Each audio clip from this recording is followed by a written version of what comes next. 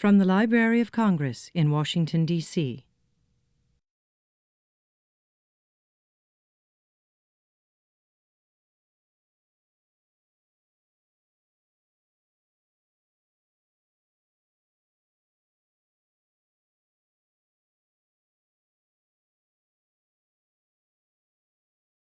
Well, good afternoon, everyone.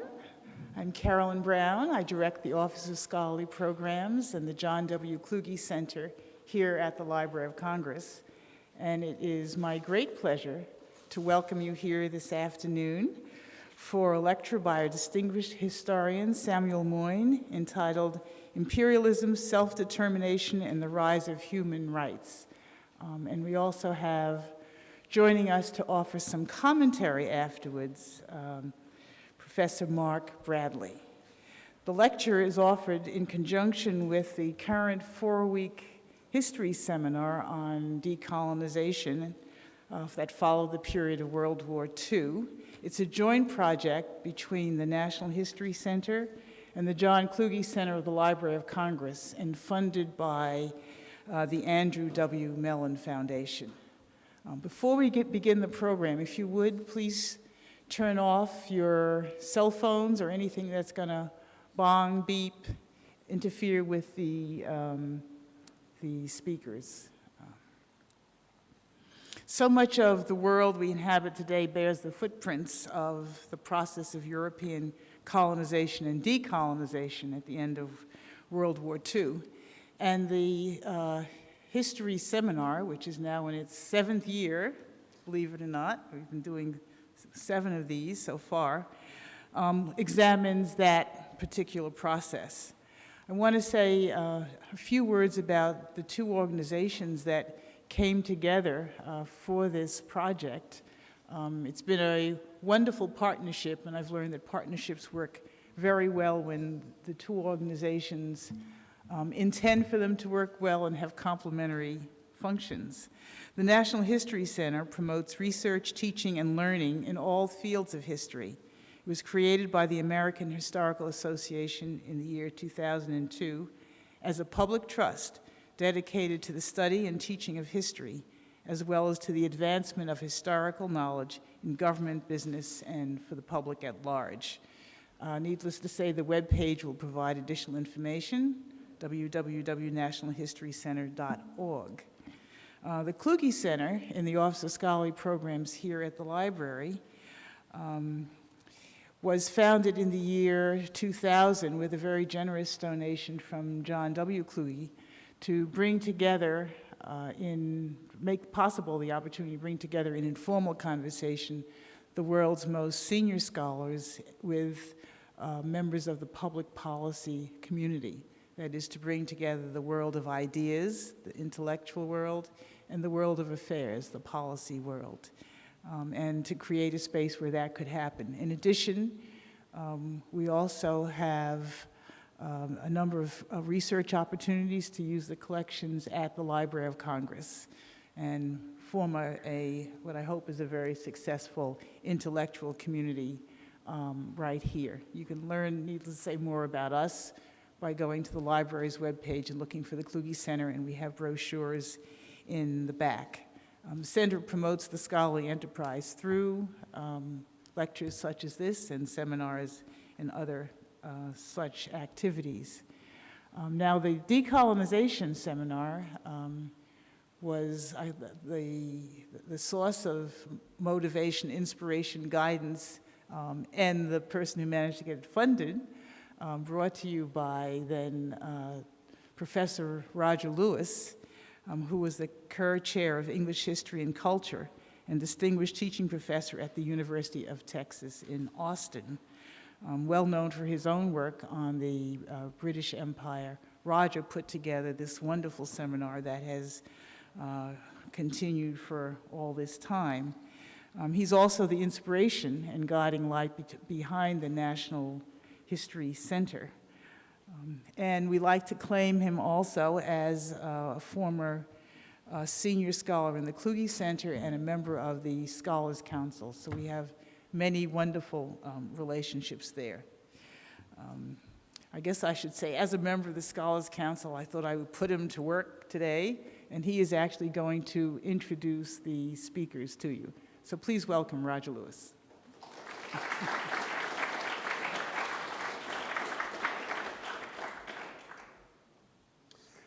Thank you, Carolyn. We want, first and foremost, to acknowledge the help, the partnership of the Kluge Center with the seminar on decolonization. I would like to introduce not one, but two speakers, Sam Moyn and Mark Bradley.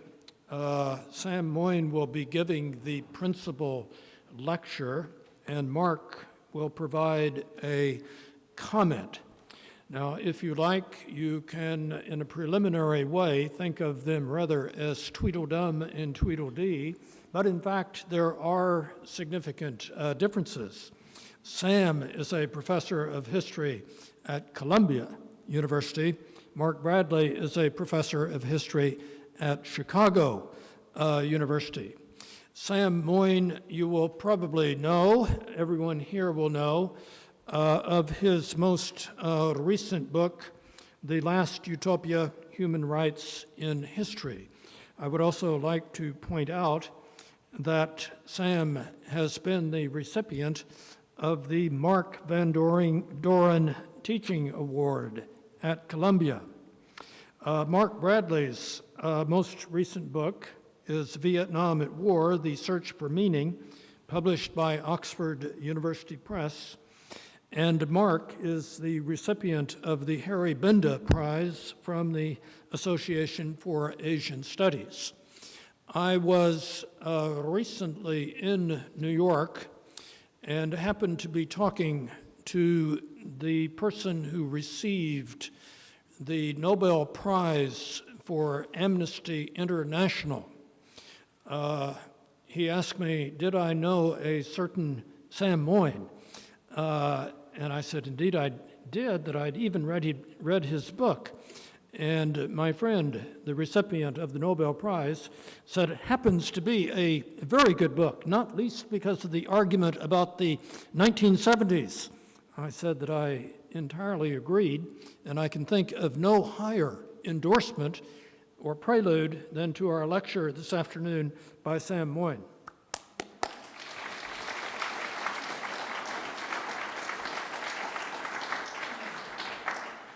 Well, I'm not sure Roger's contact read all that closely, but I'm really glad to be here. Thank you all for coming, and thanks to Roger for the introduction, and to Mark in advance for what I expect will be some withering comments. All men are created equal. They're endowed by their Creator with certain unalienable rights. Among these are life, liberty, and the pursuit of happiness. But I'm not citing, not directly at least, from a bit into the second paragraph of the American Declaration of Independence of 1776. This was also the opening line of Ho Chi Minh's Vietnamese Declaration of Independence, offered on September 2nd, 1945, scant weeks after his country's Japanese occupiers had been brought to their knees, and before the bitter reimposition of French colonial rule with British assistance and American connivance. In fact, as far back as May 1945, in communication with his covert American Office of Strategic Service handlers, before the common interests of defeating Japanese imperialism had dissipated, Ho had been seeking the proper first principles of anti-colonialism in American history. According to the testimony of OSS, that's proto-CIA Lieutenant Dan Phelan, about a conversation he had with Ho that month, Ho kept asking me if I could remember the words of our declaration, but I was a normal American and I couldn't. In fact, the more we discussed it, the more Ho Chi Minh seemed to know about it than I did. Now, you might interpret this little encounter in the jungle as a miniature of the historical connection between anti-colonialism and rights, but I think you'd have to first interpret it correctly. For however you might remember it, the American Declaration of 1776 wasn't really about rights. It had been above all about achieving post-colonial sovereignty externally, not asserting rights internationally or even internally. The Declaration statements regarding rights, its historian David Armitage has written, were strictly subordinate to claims regarding the rights of states, and were taken to be so by contemporaries when they deigned to notice the assertion of individual rights at all. The rights talk of the Declaration received emphasis later, not least, David Armitage says, with the advent of a global rights movement in the second half of the 20th century. Yet it wasn't to be Ho Chi Minh who inaugurated that movement. He did cite the Declaration of Independence, which he called an immortal statement, but then immediately continued. In a broader sense, this now means all the peoples have a right to live, to be happy and free. The utopia that mattered most, at least, was still the original American one, post-colonial, collective liberation from empire, not individual rights canonized in international law. So how might we fit anti-colonialism, which drove the most liberatory events in the last and maybe any century, with the way we've started to think about human rights history? I think they don't connect very well. The way we write about human rights today, which is a new enterprise in the historical discipline, is often teleological and triumphalist. It ignores the plurality of reformist, even universalist ideologies that were in contention through most of the past before some mysterious set of events made human rights seem like a synonym for the true, the good, and the beautiful. Almost unanimously, historians have adopted a celebratory attitude towards the emergence and progress of human rights. They differ, true, but mainly about where to locate the true breakthrough, whether with the Greeks or Jews, medieval Christians or early modern philosophers, democratic revolutionaries or abolitionist heroes, American internationalists or anti-racist visionaries. But they've been less ready to concede as they've recast world history as raw material for the progressive ascent of very recent beliefs, that we never read the past correctly when we read it as a slow preparation for the present. Anyway, human rights, even once they were invented, are still only one appealing ideology, among others. And anti-colonialism, I think, provides a very valuable illustration of this argument if we don't force it into being the human rights revolution that, in fact, it wasn't. That's going to be my argument. Actually, anti-colonial activists rarely invoked the phrase human rights. They rarely appealed to the Universal Declaration of Human Rights of 1948, though decolonization exploded right at the time it was drafted and after. But we should care, I think, maybe conceptually, too, about anti-colonialism for thinking about how we write human rights history. There's a powerful body of work that says that people, ordinary people, can seize formal universalisms of dominant peoples, classes, and nations from below and make them whole. There have been claims about the Haitian Revolution in this vein. A historian named Lynn Hunt, who writes about the French Revolution and the Haitian Revolution, says there was a logic of rights, and once white Frenchmen in the French Revolution declared them, black Haitians could seize them from below and make them true, finally. So I think this way of thinking, and we'll encounter it a bit later, makes a really important point about how elite and metropolitan promises can be moved from paper into real politics by subaltern work, colonial work. But nonetheless, I want to explore mainly why in the post-World War II years, no logic of rights obtained. There was, however, an earlier, more powerful cascade, the liberation of collective peoples, and it cascaded flooding away the possibility of a human rights revolution, for better or worse. As Ho put it, all the peoples have a right to live, to be happy and free. So I'll start with some very general remarks about anti-colonialism and its ideologues, and then I'll turn to the United Nations and how self-determination and human rights related in the United Nations Forum. I think that the UN was the only real place where anti-colonialism and human rights did converge in the 40s, 50s, and even into the 60s. But the question is, which defined which? And I think the answer is clear.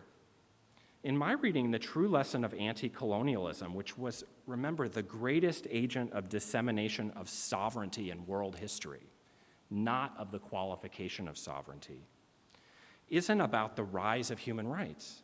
It's about what the ideological conditions were in which human rights, as we talk about them today, attaching to individuals against their states, became a plausible and globalizing doctrine after the 70s. We can try hard to place anti-colonialism in human rights history, but I think we should face up to the fact that in its heyday, the idea of human rights had no movement to its name. Meanwhile, anti-colonialism was certainly a movement, but it used other concepts.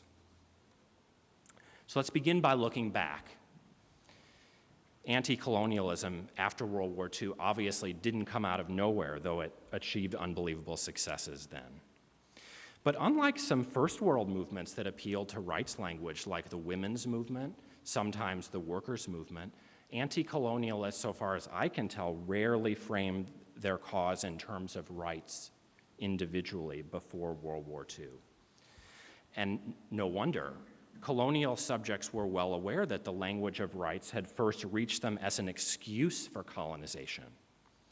The Ligue des Droits de l'Homme, which was the French civil liberties union, staged a debate on the topic of the relation of colonialism to rights in 1931, and here are its conclusions. To bring science to people who don't have it, to give them roads, canals, railroads, telegraph, telephone, to organize public health services for them, and last but not least, to communicate the rights of man to them. This is the task of fraternity.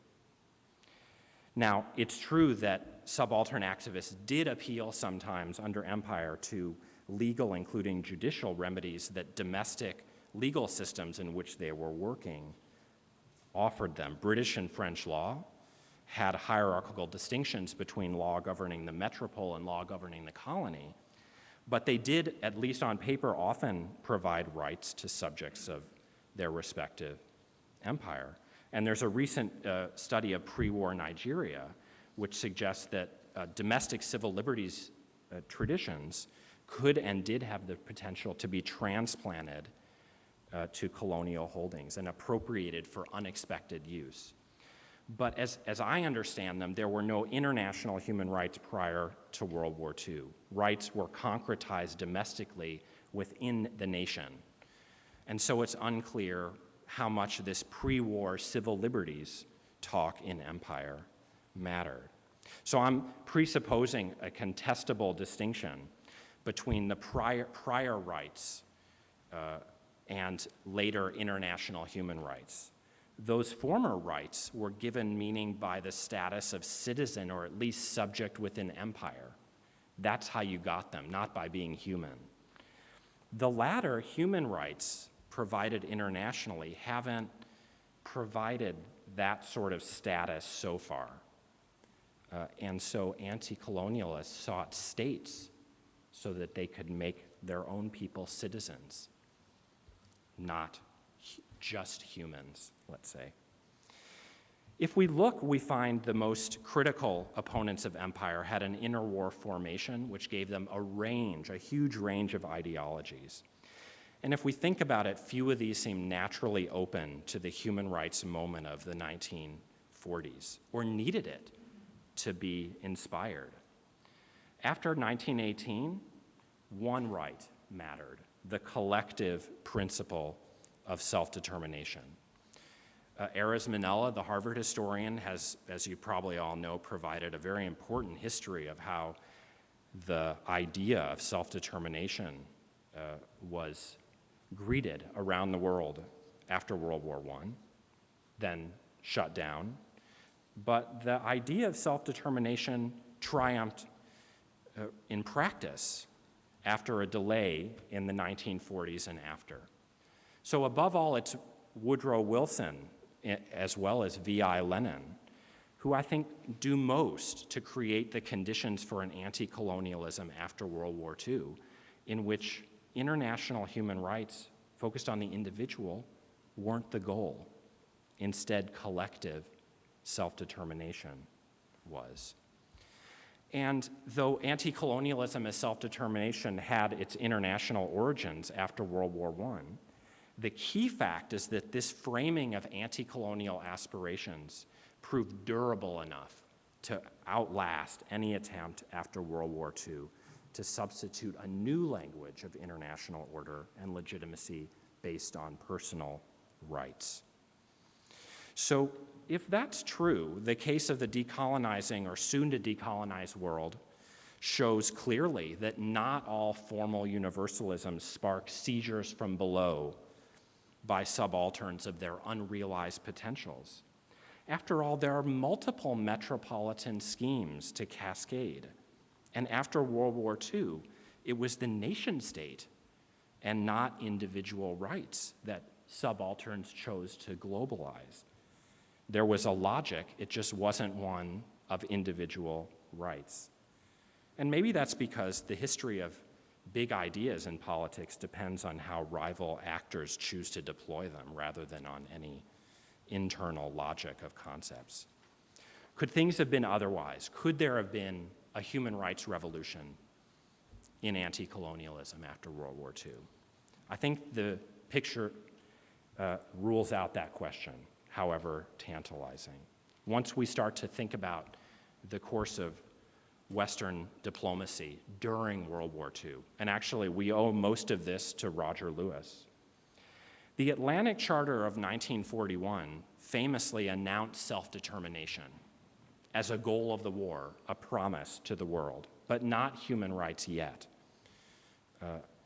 Though famously, Winston Churchill and FDR disagreed about what that meant.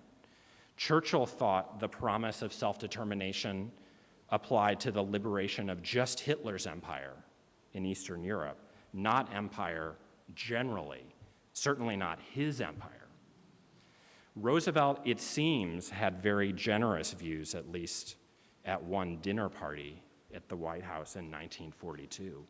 There are many kinds of Americans, he told Churchill, but as a people, as a country, we're opposed to imperialism. We can't stomach it.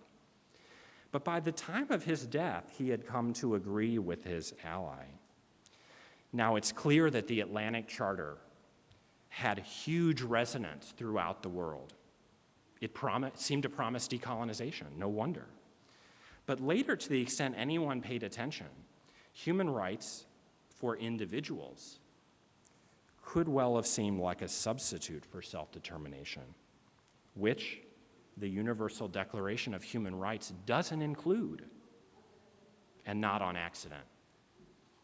Ho Chi Minh, who was begging his American interlocutors to live up to the Atlantic Charter's promise of self-determination rather than allow the French to return, stopped asking. And you know what happened after that. So these neglected facts about wartime diplomacy and the fall of self-determination, I think, provide a glaring problem for other views of the invention of human rights during the war. One historian, she's here, Elizabeth Borgward, in a fantastic book, has argued that America invented its best internationalist traditions during the war thanks to the concept of human rights. She calls it a New Deal for the world. And she says the Atlantic Charter was a human rights instrument, even though it didn't include the phrase, that set the terms, in a sense, for all the generosity that followed. When you state a moral principle, she concludes, of the Atlantic Charter's fate in inspiring the New World Order of San Francisco, Nuremberg, and elsewhere, you're stuck with it. My sense, though, is that things looked different, less heroic, and less stalwart around the world. Because, after all, the actually announced principle of the Atlantic Charter, self-determination, is one that Americans decided they did not have to be stuck with. So it would have been surprising if colonized peoples had been galvanized by the new human rights, if they were really successors for and substitutes for self-determination. They were a consolation prize, spurned for that reason. And so it shouldn't be surprising that compared to the Atlantic Charter, whose impact is huge, we don't find very significant impact of human rights in general, or the Universal Declaration in particular, around the world for a very long time. That happened later. Now, I don't want to imply that the seeking self-determination in the form of the nation state was the only actual or possible future that anti-colonialists imagined, far from it. I'm only saying that the specific appeal to supranational values in the new human rights doesn't seem to have strongly affected the way anti-colonialists frame their claims. And then we look at the long term, setting the Atlantic Charter, and if you like, its betrayal against that longer term history of anti-colonialism. It seems as if by the time human rights came onto the scene as a foreign policy rhetoric, the train had left the station. Mohandas Gandhi, who's very often presented as a human rights activist, importantly found nothing to take from the new rhetoric. It's true that long before, back in the interwar period, he had interpreted satyagraha as compatible with the rights of Englishmen and extending those British promises to all subjects. But he also insisted that they be corrected through correlation with duties. UNESCO asked Gandhi what he made of human rights. He didn't celebrate them. And of course, he was killed about a year before the Universal Declaration was finalized. If we look at the continuing course of anti-colonial struggles, we find similarly, and especially because of the growing force of Marxism in anti-colonial thought, that human rights play little role. It's true that anti-colonialists had their own internationalism, but it seems to have rung in a subaltern key. It incorporated nationalism, and it forged ties of idealism across borders, but ones based on racial identity or a common history of subordination. Kwame Nkrumah, who as far back as 1945, in the alleged heyday of human rights, didn't mention them in his declaration to the colonial peoples of the world of the Manchester Pan-African Congress, claimed the rights of all peoples to govern themselves, Ho Chi Minh again. And Ghana's early independence, I think, was catalytic for the political aspirations of the other sub-Saharan African states, and especially in the priority officially accorded collective self-determination, amongst other possible aims. Nkrumah famously sloganeered, "Seek ye first the political kingdom, and everything else shall be added unto you." C.L.R. James, another very famous anti-colonial ideologue. Indeed, he celebrated the Haitian Revolution of the early modern period, but not rights, which he regarded as bourgeois ideology. He thought what anti-colonialism had to believe in was collective revolution, including to end the aristocracy of the white skin at the point of the black insurgent's gun. Now, there were exceptions, I want to note that clearly, of anti-colonialists who did engage international human rights ideas, but they're peripheral. And it's very hard to find them, though lots of haystacks do have needles in them. When it was founded in 1963, the Organization of African Unity Charter did make reference to human rights, to take one example, but it defined them as the need to safeguard and consolidate hard-won independence, as well as the sovereignty and territorial integrity of our states, to fight against neocolonialism in all its forms. Now, we might look further at French negritude, another very interesting sector of anti-colonial ideology. I think it is slightly different. Some of its partisans entertained hopes that after World War II, after the Brazzaville Conference, France might finally include its colonial subjects as equals.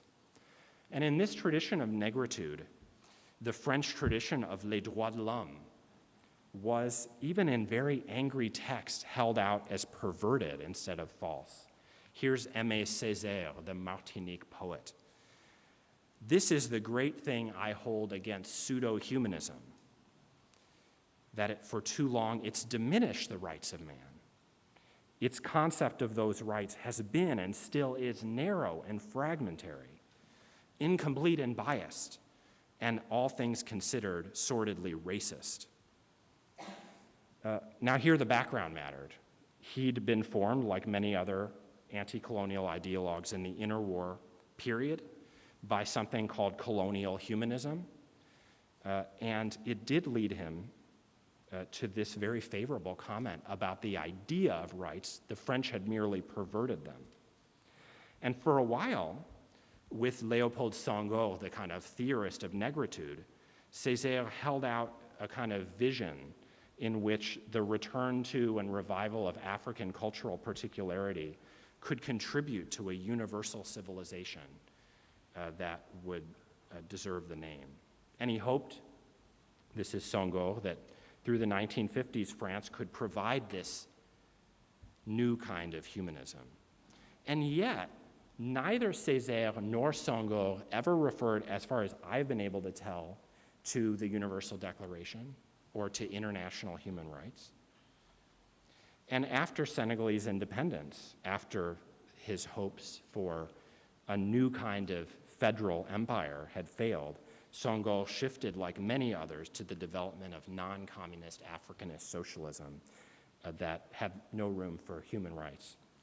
Marxism's infiltration into anti-colonialism, which ramped up after the mid-60s, I think made this picture utterly clear.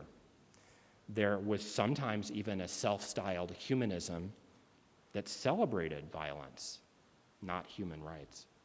For Frantz Fanon, it was, as he puts it, a question of starting a new history of man, but that didn't mean human rights, certainly not as announced in the Universal Declaration or in international law. But let's turn now to the really key part of the story, the last main reason, I think, that human rights announced by the Allies failed to restructure the anti-colonial imagination, which is, very simply, that the United Nations, far from being the forum for a new and liberatory set of principles, appeared, at first, set at colluding in the attempted reimposition of empire after the war. Remember that Dumbarton Oaks, these were the notorious leaked documents of the first plans of the United Nations in 1944, leaves 750 million human beings outside the organization of humanity. That was the verdict of W.E.B. Du Bois on the colonial origins of the United Nations. Indeed, as if the Atlantic Charter had never been, those documents didn't mention self-determination, really, or human rights. And in spite of trying, anti-colonialists in this crucial period between 1944 and 5 didn't succeed in shaking the new organization's complicity in the attempted continuation of colonialism. Now, again, there was agitation to do so, especially after the US turned to agree by the time of Yalta to the very restrictive British view of the Atlantic Charter. The high politics didn't center at all on whether to end colonialism outright. Instead, they involved debates about the exact terms of the reinvention of the League of Nations system of mandates, the main question being whether international supervision would cover all dependent areas or whether its supervision would have teeth. But these attempts failed largely. The coverage of the new trusteeship system was drastically restricted, and within it, the pretty weak supervisory authority of the international community was reinstated.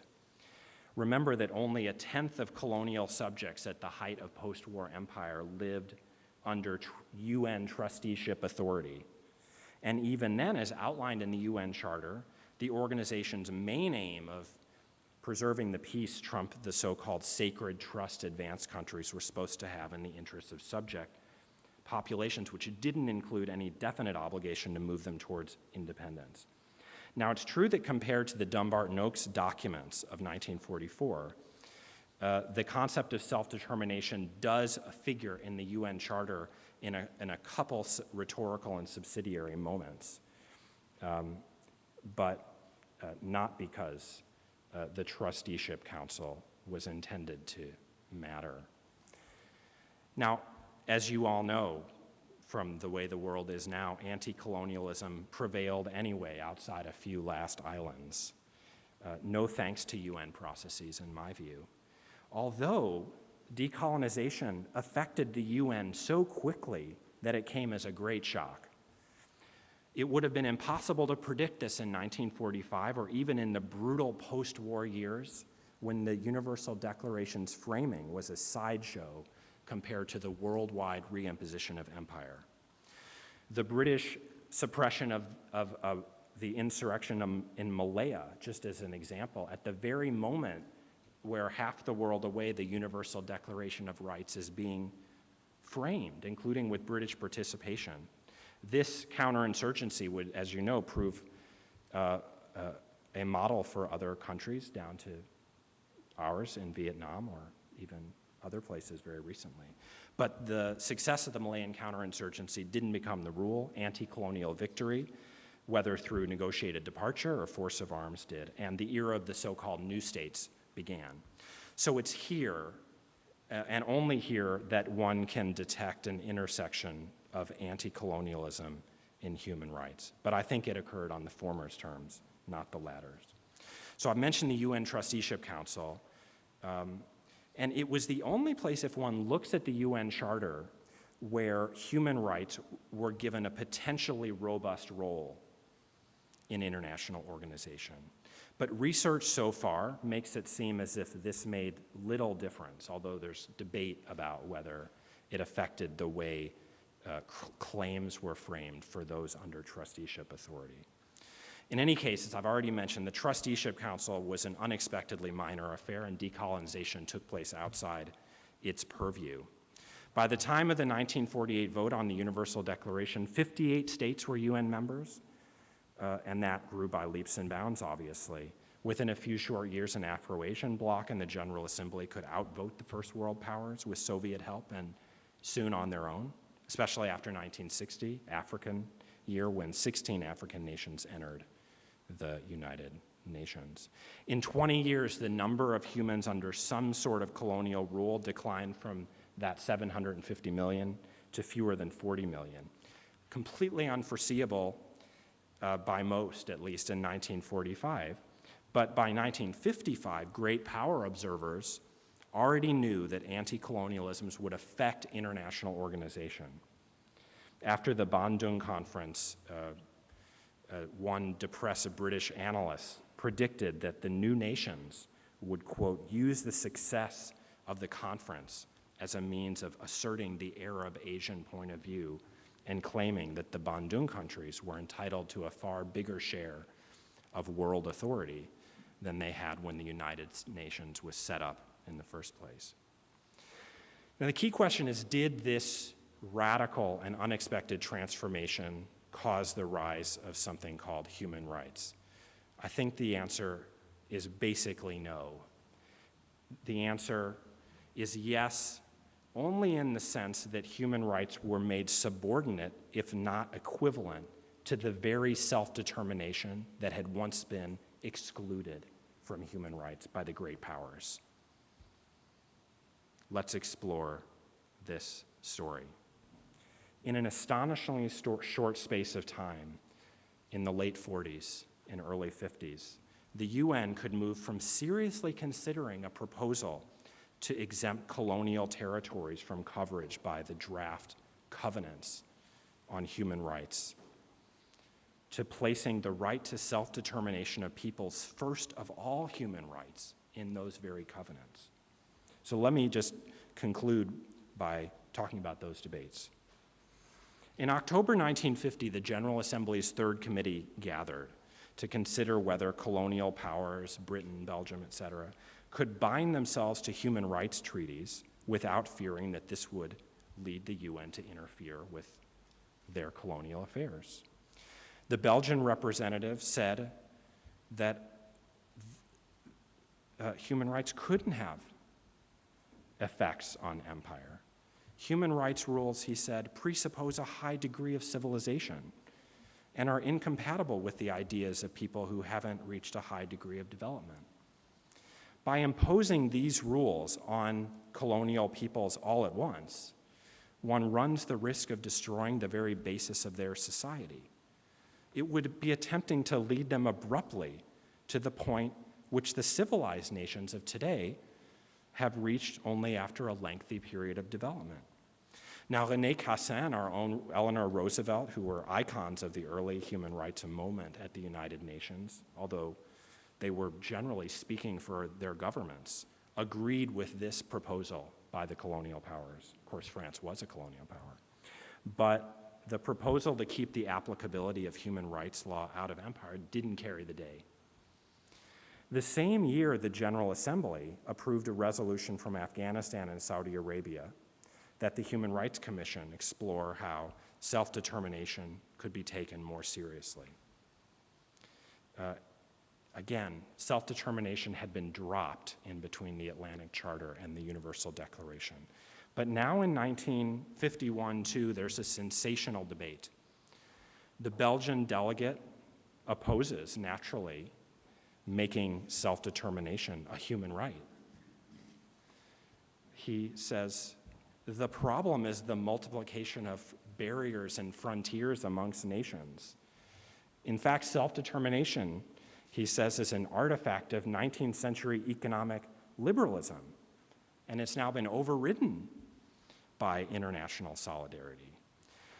The inclusion of self-determination, he finished, couldn't be used simply to score points about colonial powers. And then the barrage came.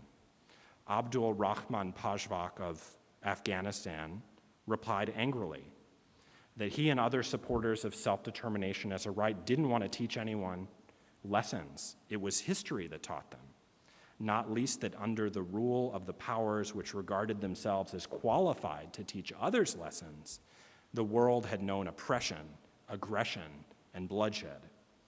Koli Tamba of Liberia insists that self-determination, in his words, is an essential right standing above all other rights. And then at the plenary session, right before the vote on whether to make self-determination a human right when it hadn't been one before, Saudi Arabian Representative Jamil Baroudi gave a long and impassioned argument for making self-determination not only a right, but the very first right. The anguished cry for freedom and liberation from the foreign yoke in many parts of the world has risen to a very high pitch, so that even those who've been compelled to block their ears with the cotton wool of political expediency can no longer deny that they hear it. The world's people can't enjoy any human rights unless they're free, and it's in a document like the Covenant for Human Rights that self-determination should be proclaimed. And indeed, the General Assembly approved the directive to include in the post-declaration covenants the article, all peoples shall have the right to self-determination. Ho Chi Minh must have smiled. And a later version of this remains there today. In fact, if you look at the chief legal covenants for human rights, it's there. Now, do you celebrate or rue this fateful day?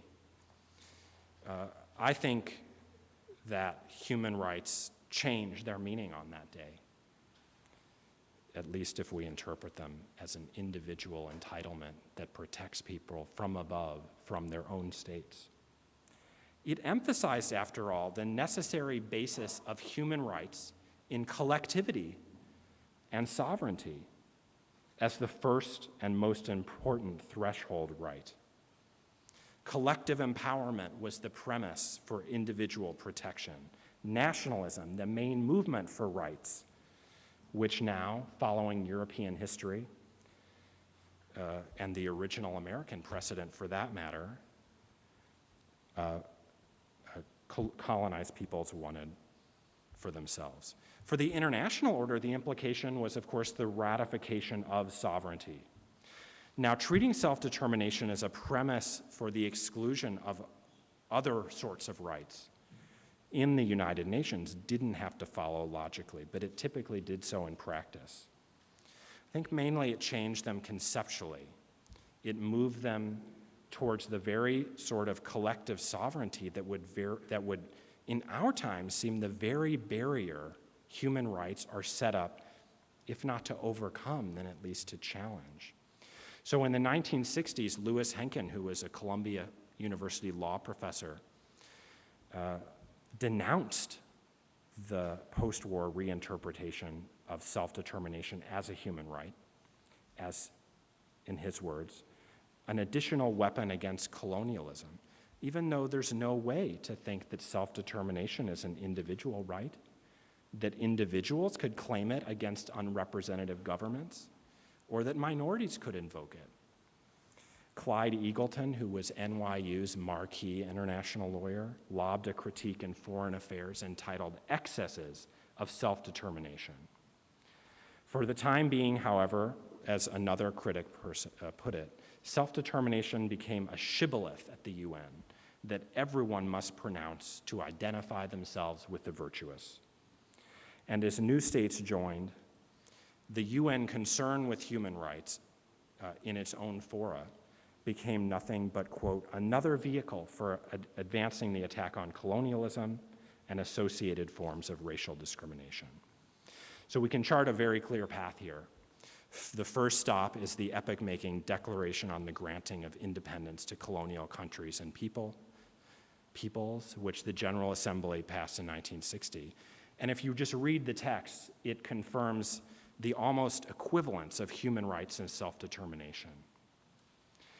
The internationalization of self-determination coincided fatefully with the Sharpeville massacre in South Africa, and the UN started to churn out unending UN human rights resolutions, but solely targeting South Africa. In a sense, this was Project for Human Rights in their current sense. After all, they forbid racism, but also evidence for their entanglement with anti-racism and anti-colonialism as the governing frameworks for human rights in the UN forum. Indeed, even as Portuguese Angola came in for immediate attention in the General Assembly, India cited the Declaration Against Colonialism explicitly when it invaded Goa in 1961 and annexed it.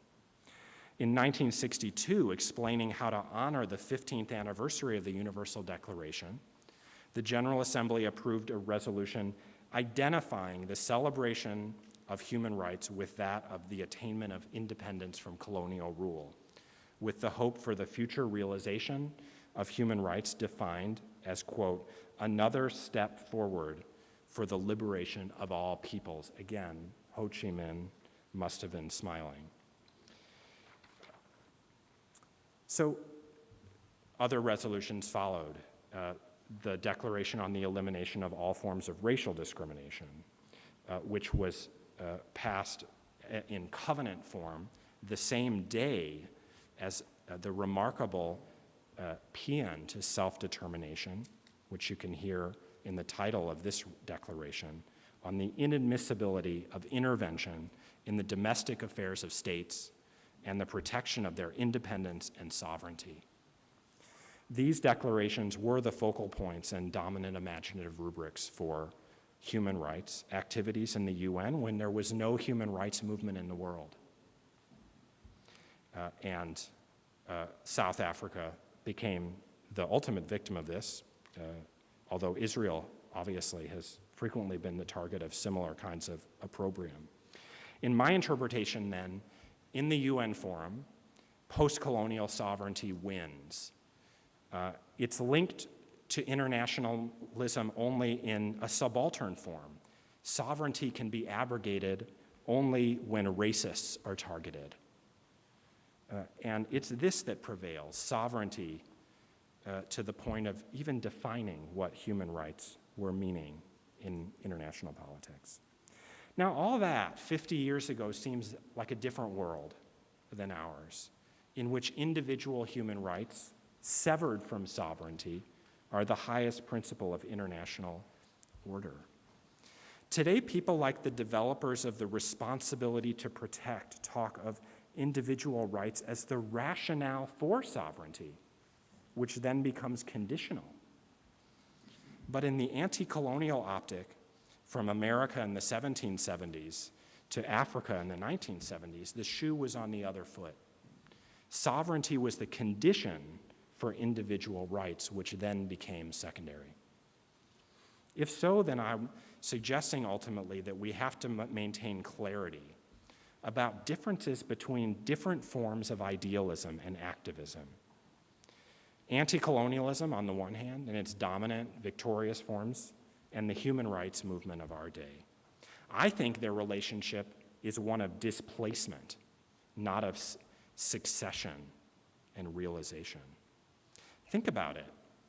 Anti-colonialism as we know it, how could it have contributed to the triumph of our idea of international human rights, which privileges anti-totalitarian and often anti-statist rights as the definition of the good, which takes collective, national, regional, racial liberation and considers it not exciting, but permissible only to the extent it accommodates individual civil liberties.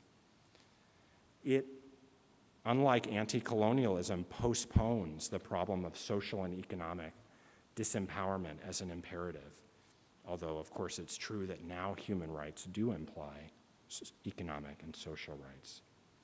So I've been talking about ideology today, ideologues and ideological framings. But I think if we turn to practices, the practices of anti-colonialism, including first world sympathy, would get a similar story.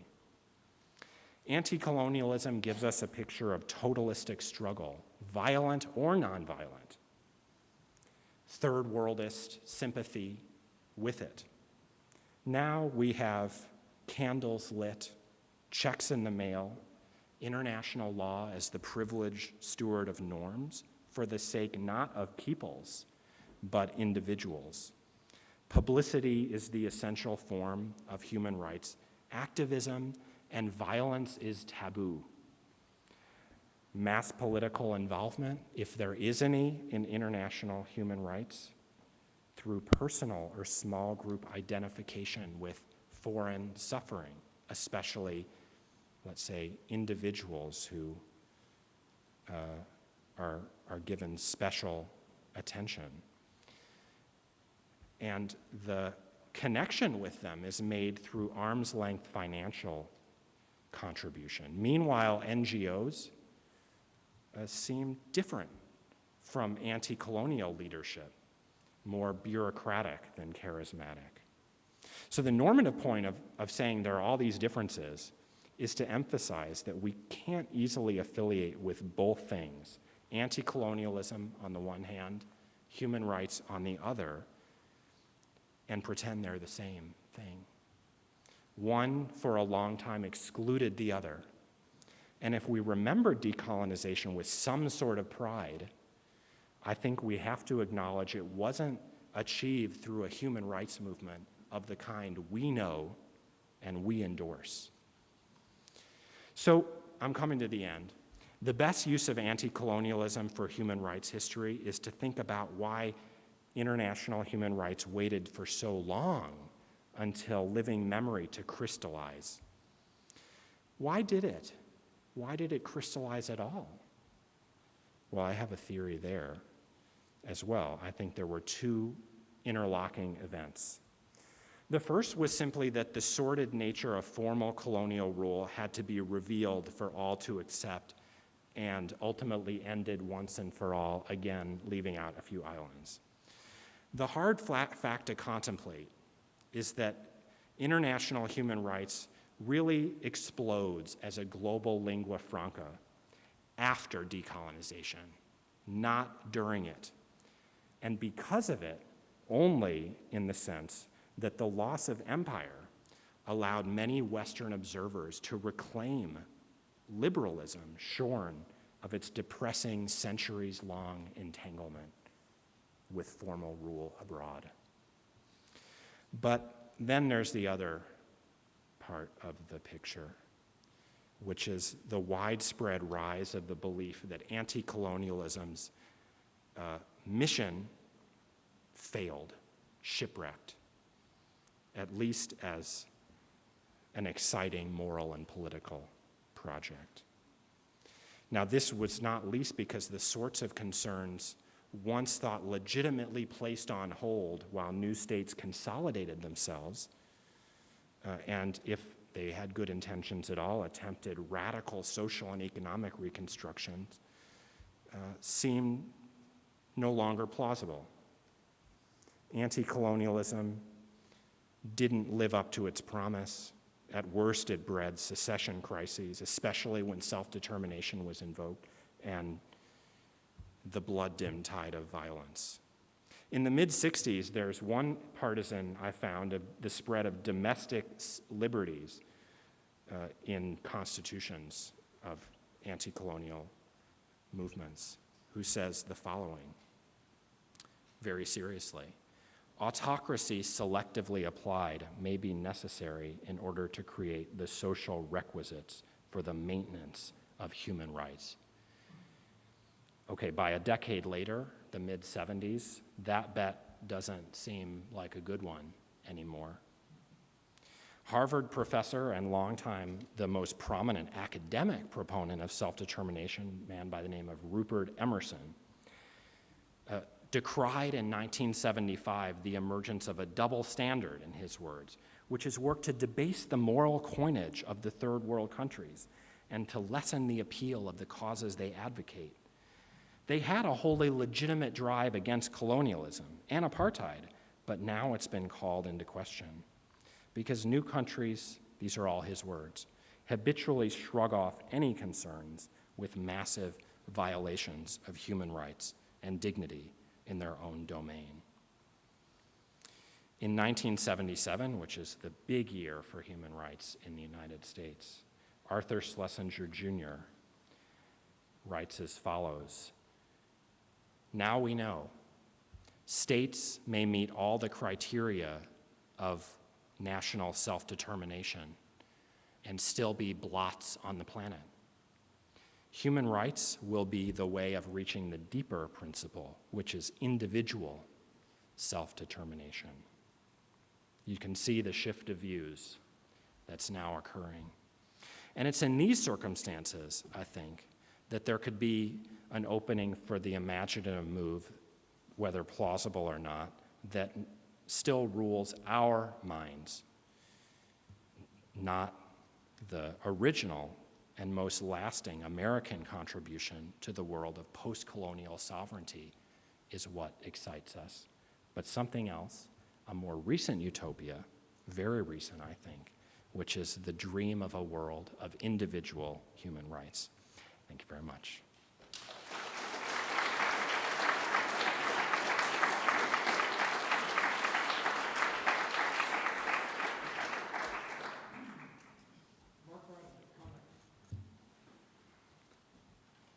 Good afternoon. Roger, thank you for having me here to comment on Sam's paper. You know, over the years, I've talked to many participants in the decolonization seminar, And they always tell me the same thing, that essentially it was a transformative experience in the ways in which they were approaching their work. Roger's created a marvelous venue for people over the years, and I'm happy just to play some small part in it this year. And also, Miriam, I'm not sure where you are, but thank you for getting me here and making all the arrangements. I appreciate it. Tweedledum and Tweedledee, Roger. I don't know about that one, Sam. For a number of years, in fact, I've had the pleasure to be in conversation with Sam about the writing of human rights history. Like many of you, I have learned much from his Last Utopia, which is among the most important recent interventions in the new history of human rights. But if my engagement with Sam has, I hope, made my own work on human rights analytically sharper, he and I don't always see eye to eye on how to think this nascent field and its relationship both to smaller and larger histories of the 20th century. In all our back and forth, though, we've never really had the chance to talk about his arguments around decolonization and the writing of human rights history. So I welcome the opportunity to have that conversation this afternoon. Again, as you might guess, Sam and I don't appear to see eye to eye on these issues either. But building on his typically thoughtful and provocative paper, I want to offer an alternative optic, largely one of microhistory, that queries what I take Sam's overarching claim, that, quote, after 1918, only one right mattered in the colonial world, that right being self-determination. Now, to get started, I want to go not to Hanoi of 1945 and Ho Chi Minh, but to Hanoi circa 1932, and what was one of a myriad of searching efforts to imagine a Vietnamese post-colonial future. The northern Vietnamese journalist Tom Long had just published his I Pulled a Rickshaw, to considerable interest and acclaim among Vietnamese readers in Hanoi. His first-person account of the difficult lives of Hanoi rickshaw drivers opens in a way that self-consciously acknowledged the global influences on his work. One day, Tom Long tells his readers, the editor of a major Hanoi newspaper said to him, quote, "You have a talent for writing descriptive prose, and the era of investigative journalism is upon us. Others in your profession are going all over the world investigating events and interviewing people. Why don't you throw down your pen and get out and see the people?" Tom Long responds to his editor's entreaties by deciding to, quote, imitate Choisy, the French journalist who had disguised herself as a maid so that she could work in a brothel and write a book about it. "I borrowed a set of working clothes from a laborer, I put them on, and adventurously went looking for work in the rickshaw trade." Vietnamese reportage appeared with great frequency in the Vietnamese language press of the 1930s. It combined social realism with first-person investigative reporting on poverty, on prostitution, on prison life, in an effort to both draw attention to colonial-era social and economic injustice and to transform how readers thought about those issues.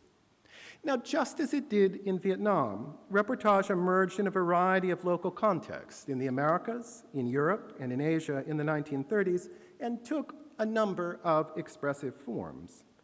Vietnamese reportage authored by middle-class urban journalists and writers like Tom Long were joined in form, content, and purpose to works not only by Choisy, but reportage by George Orwell, John Steinbeck, Walker Evans, Dorothea Lange, Père Laurence, and Diego Rivera. Works that I have argued elsewhere helped make believable a nascent language of human rights in the 1930s and the 1940s. Now, Tom Long's disguise as a rickshaw puller was more than a pose or a simple appropriation of French and global models. The genre of reportage enabled him to imagine and articulate a new sense of social organizations and the rights and duties it carried for individuals. At one critical point, Tom Long rhetorically asked his readers, quote, "Who is to blame for the class of people in our society that works like animals, pulling other people?" To which he replies, "I dare say you would answer honestly as follows: society is to blame. According to its strict meaning, society is all of the people who come from the same origins and who all live together under the same system, and that includes you and me. Yes, you and me, all of us, are equally at fault." Now, Tom Long's need to articulate what society meant suggests the novelty in 1930s-era colonial Vietnam of this individualistic and egalitarian conception of social responsibility. Like much of Vietnamese reportage in this period, I Pulled the Rickshaw sought to recast individuals, whether it be writers, subjects, or readers, as purposeful agents in the making of their own post-colonial histories. The concern with imagining a post-colonial future, one in which rights talk in its most expansive sense was implicitly present, and independence from colonial rule, which was a necessary precursor but not a sufficient end, infused Vietnamese anti-colonial discourse. The communist-inflected mass politics of Vietnamese radicals like Ho Chi Minh offered one glimpse of the future, but so too did Buddhist modernists, Confucian traditionalists, and middle-class urban progressives, among others, whose visions of political, economic, social, and cultural life and rights in a post-colonial Vietnam were vigorously debated.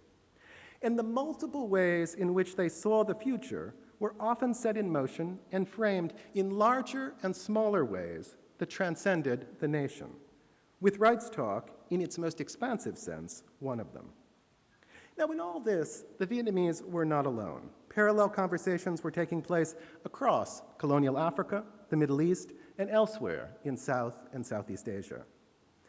It can be easy to forget in 1945 and after, when fighting for independence became a necessity and took center stage in the prolonged battles of decolonization in Vietnam and elsewhere in the world, when much of the global South, to borrow Dipesh Chakravarty's evocative phrasing, was confined to history's waiting room. But the plural visions of the future that drove colonized peoples forward were always bound up in ideas about what life outside the waiting room might look like.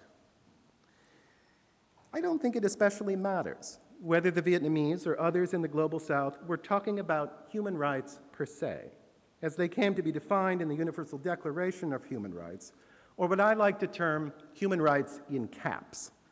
From my perspective, they were clearly talking about human rights, though perhaps in a lowercase register.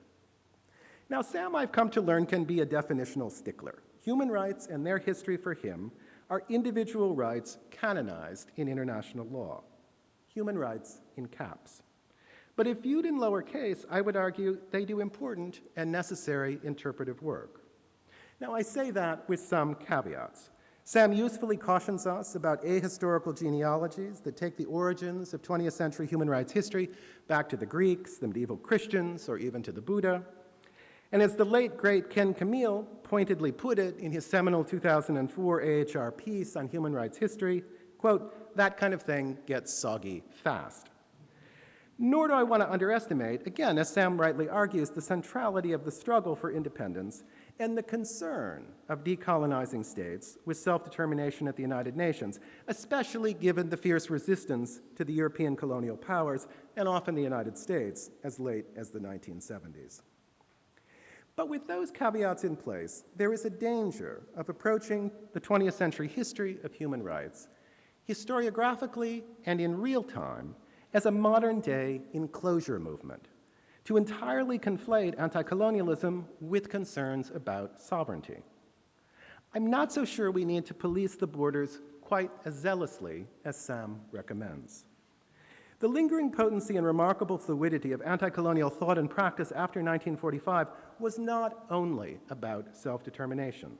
It was also very much about possible post-colonial futures in which talk of political, economic, social, and cultural rights often became completely entangled. Unfortunately, Roger hasn't given me enough time to get very specific about what it all might have looked like in a different way of thinking about the post-1945 period. And we can talk more in questions and answers later. But I do want to suggest that being attentive to these dimensions of anti-colonialism does not so much necessarily tell a teleological backstory, as Sam fears that it might, but instead may contribute to a richer accounting of the history of human rights, both in uppercase and lowercase. Sam opened his paper in Hanoi's Ba-Dinh Square on the 2nd of September, 1945, with Ho Chi Minh's borrowing from the American Declaration of Independence, to essentially argue that collective liberation from empire was what mattered most in anti-colonialism, and that any other kind of rights talk was a sideshow at best. He is certain that the Declaration, whether it be in Philadelphia or Hanoi, had a singular meaning. So too, he suggests, do human rights. I'm less sure. As Ho's words fell over the crowd of more than 400,000 people that hot Sunday afternoon in Badin Square, their meanings were in fact not entirely clear, or at least there was no clear consensus. Some at the time said Ho's words were a realization of a prophecy of a 16th century Buddhist monk. Others, including some middle-class Hanoians, were less concerned by the speech itself, but were shocked by the appearance of Ho's peasant army, claiming, quote, they looked like robbers. In truth, the meanings of the 2nd of September 1945, then and now, remain something of a muddle. It was about independence, but it was also about an imagined future after colonialism. I don't honestly know whether Tom Long, the author of I Pulled a Rickshaw, was present in Badin Square, but if he had been there, I'm virtually certain he would have been just as concerned about the social, economic, and cultural contours of the post-colonial as he might have been about celebrating independence. And in this, he wasn't alone. A simultaneously more capacious and deeper history of human rights can, I think, begin to tell us why. Thanks.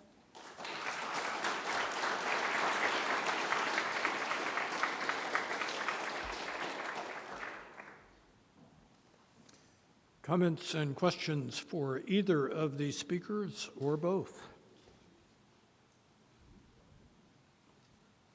Should we just both come up? Yes.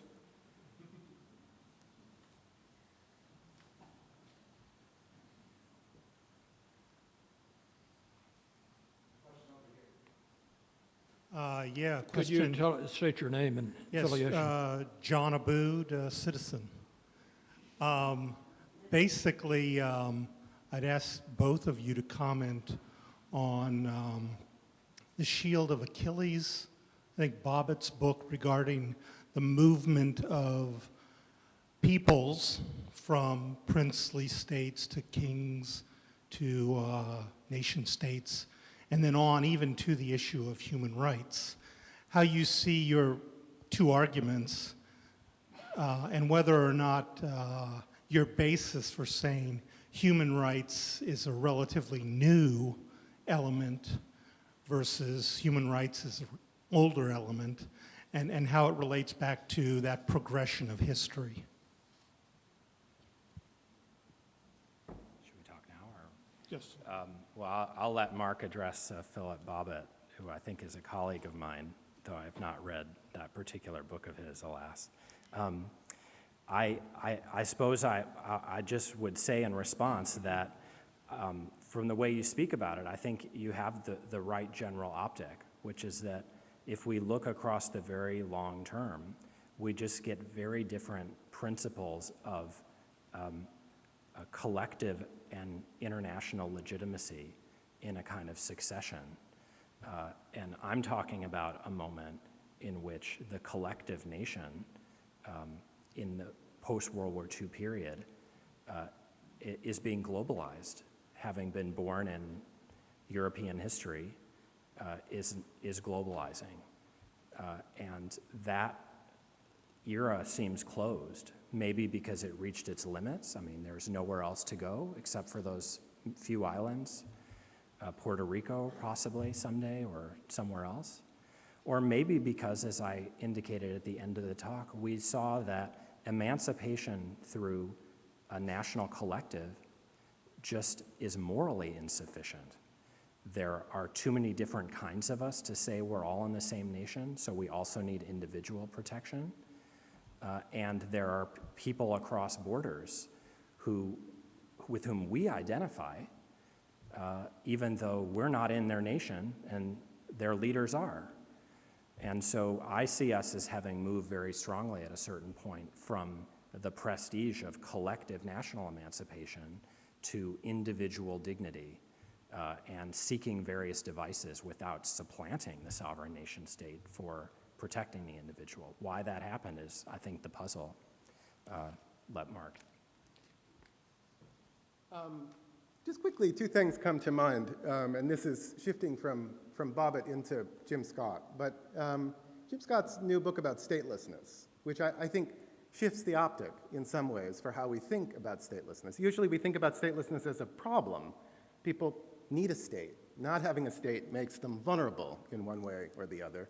And Scott's quite fascinating book really suggests quite the opposite, that the problem is having one, and keeping away from a state is the thing that people, at least in upland Southeast Asia, are trying to do. Now, Scott says that after 1945, that kind of desire to be stateless doesn't really exist. The historical conditions no longer pertain. And yet, the ways in which colonial and post-colonial states operate and think about those same peoples that Scott's concerned about makes me think that that sort of artificial 45 moment may be too finely drawn. The other thing that I think about in this regard is indigenous rights and the emergent history of indigenous rights told both in a global and local register. And there you fast forward, in a sense, to the late 2000s and the Declaration of Indigenous Rights, which, quite interestingly, the majority of which deal not with self-determination questions, but with economic, social, cultural rights, obviously wrapped up in the political as well. How you get to that moment, where the conversations were that helped take you to that moment, you might, I mean, Sam won't like this, it's a long genealogy, but you might go back to the League of Nations and some conversations about this. You certainly could go to the 60s and 70s and think about those conversations. So, I mean, I think the whole idea of movements of peoples, statelessness, non-state peoples, may provide a way of looking at human rights politics in a richer way, but also one that may inform a more dominant narrative of human rights politics, rather than seeing those issues kind of at the margins. Since Philip Bobbitt has been brought into the conversation, some of you will be interested to know that he and his wife have just had a baby. His wife is Turkish, and the baby's name is Pasha Bobbitt. Yes. Does the baby have dual citizenship, Roger? He's a Texan.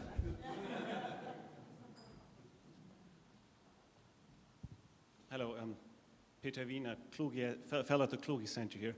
I mean, early in the talk, you brought up the idea that early proponents of human rights in a colonial context actually were rather advocating for something that is more closely related to citizenship rights, if I understood you correctly, which I think in the context of the response that we've heard this evening is something that actually, if you look in particular at the case of North Africa and the decolonization movement in North Africa, is something where many decolonization movements themselves are rooted in, that there were certain groups in society, in native and indigenous societies, that were asking for citizenship rights rather than full independence. So my question is actually, how do you distinguish conceptually between human rights and citizenship rights?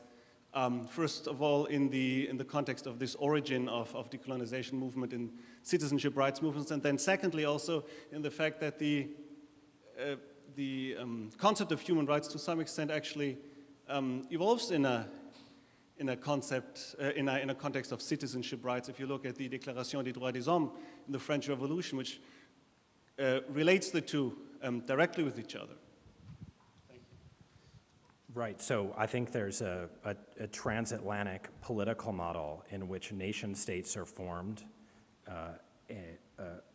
as older empires go away, and there are constitutional guarantees for the citizens of those states, vindicated in various ways, not always successfully, and that this was what was involved, at least for most people, in the hope that sovereignty would globalize after World War II.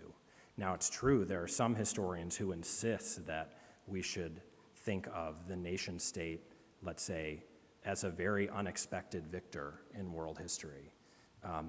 Notably, Fred Cooper and Jane Burbank, who in a new study focus on French North Africa and essentially say, these people all want empire, maybe in some new federal form in which the metropole and colony get put on equal footing and the old colonial subjects get made into citizens without leaving France. So I have a couple comments about that view. One is that I think the victory of the nation state aspirationally had already happened in the core region of continental Europe in the 19th century. And though it's true that because of colonial humanism in the French Empire, which I mentioned, that there were some folks even as late as the 40s and early 50s who hoped for a renovated French Empire in federal terms. They didn't get what they wanted. Empire didn't prove open to that sort of renovation. To have the citizenship rights that your right had incubated in the nation state project, they eventually wanted and got the nation state. And so my intent is to distinguish that, whether it happens immediately as an aspiration or as an achievement, from international human rights politics today, which are about attempts by chiefly the world community and other states to interfere with the sovereignty of other nation states for the sake of individuals. So that's the nature of the difference. But you're perfectly right that citizenship rights are in some sense the source of the normative claims of international human rights, no doubt about it. One or two last questions? Just a minute. Here we go. Yes, the dialogue was very provocative. Would you introduce yourself, please, Tom? Oh, Tom Adams. Your mention of Atlantic Charter just made me want to ask if either of you are aware of whether Roosevelt's Four Freedoms had any resonance in the colonial world and decolonization. Well, really, the person who should be answering that question is just, if you want to send the microphone down. Liz Borgward is the one to, I don't want to, Seriously? Yeah, I mean, what am I going to do, channel you? So channel your... Liz, by all means, wait for the, would you introduce? Actually, the British brought it in as a way of kind of flattering Roosevelt, but this is the juncture at which it becomes a statement of war aims.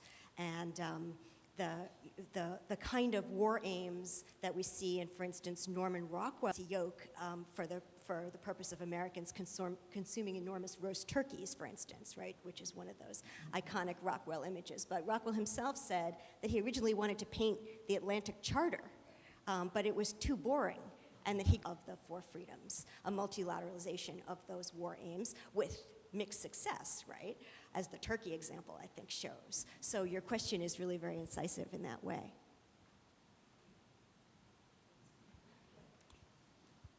We have made a solemn pledge not to let the discussion go beyond 5:30, but we do have time for one last question, bearing in mind that the only thing that stands between us and a drink is the person asking the last question. I apologize in advance. Maurice LaBelle, University of Saskatchewan, also a participant in the decolonization seminar.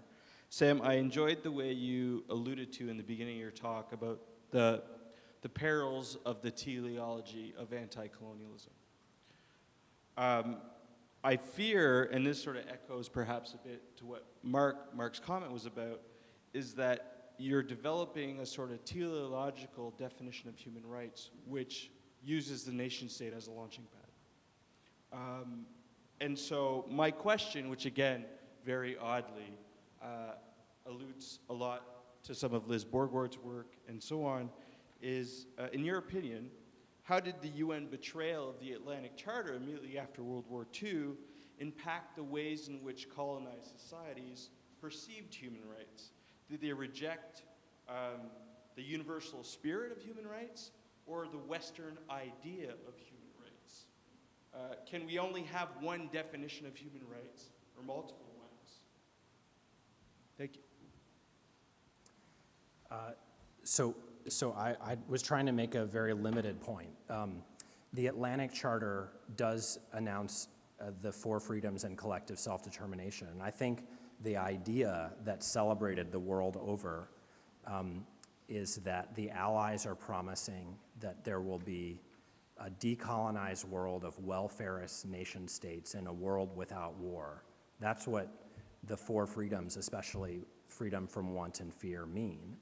This is the high point, World War II, of welfarist aspiration, and it's something that's going to be realized within nation states.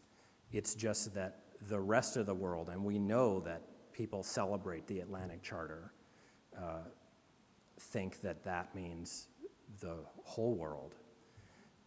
And it's really the reality check they have to confront right after World War II that I intended to emphasize. Now, we can say that the four freedoms in effect are human rights, but as a matter of fact, the idea of human rights really starts to percolate after January 1942. And as I emphasized, some of its main proponents are the imperial powers, and it's understood in the closing parts of World War II, and indeed through 1950 on the European continent, as compatible with imperial rule. So the intent is to think about self-determination and human rights at that moment as contending ideas. Now, of course, it's true, as Mark emphasizes, that those who wanted not just human rights, but self-determination, wanted good nation states, welfarist nation states that provided lots of good things and not, say, authoritarian rule. I guess I would disagree with Mark in thinking that human beings have always and always will have lots of contending normative ideologies, and that to say that just because people want good things, they're for human rights, is to lead us away from looking at what human rights mean when people use the idea. Among other things, it would risk this dynamic on which I'm so intent on focusing, which is this hydraulic relation, where self-determination is taken off the table, and human rights are not, in fact, come to the world as the promise of self-determination is taken off the table. Mark, the last word belongs to you. Really, really quickly. I think, and this goes back to conversations that Sam and I have had back and forth for a long time, I think one of the very difficult things about human rights is that we think we know what we're talking about, but we really don't, right? They're so elusive. It's so difficult to know, except that they're good. Very few people would argue otherwise, I think. And so then, for me, it's about thinking historically and specifically in times and places how human rights might become believable and what, in fact, they might mean. Sam is right to say that some of the early literature in the field, everything was human rights. So much everything that, analytically it wasn't sustainable. It didn't really get us anyplace. On the other hand, to suggest that it is a particular set of things, outside the nation, individual, however one wants to do those definitions. Sam does it one way, others do it differently. I still think risks at a point where this field is tiny. Decolonization has been around for a long time. Human rights history just got started yesterday. It's collapsing what it's all about into a narrow definition before we really know. And that's why I think the plea about microhistory and plurality is not so much that everything can be human rights, but when we have a sense of the denser textures by which that term has been employed historically and in specific places, we'll write a richer sort of both local and global human rights histories. Let's give a round of applause to let everyone know how democratic from the top.